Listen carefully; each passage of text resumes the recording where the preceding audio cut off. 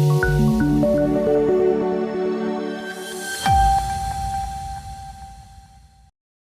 ખાતે ₹18.5 કરોડના ખર્ચે નવનિર્મિત ઇફકો વાલા ઓડિટોરિયમનું લોકાર્પણ કરતા શિક્ષણ મંત્રી ઋષિકેશભાઈ પટેલ.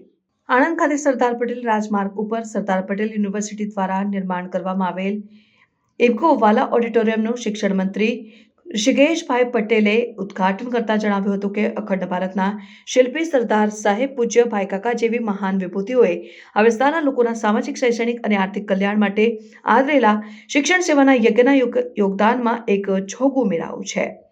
ઓડિટોરિયમ આધુનિક સુવિધાઓથી સજ્જ છે, જે આણંદ, વિદ્યાનગર અને ખેડા જિલ્લાના નગરજનોને ઉપયોગી સાબિત થશે.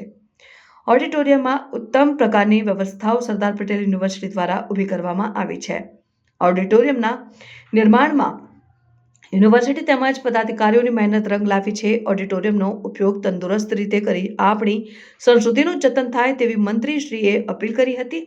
અત્રે ઉલ્લેખનીય છે કે આ ઓડિટોરિયમની બેઠક ક્ષમતા 1047ની છે, જેનું બાંધકામ ગ્રાઉન્ડ ફ્લોર 2617.05, પ્રથમ માળ 1691.42, બીજો માળ 622.46 મળી કુલ 4931.43 ચોરસ મીટર થાય છે તથા પાર્કિંગ માટે 2512.57 ચોરસ મીટર વિસ્તાર થયેલ છે.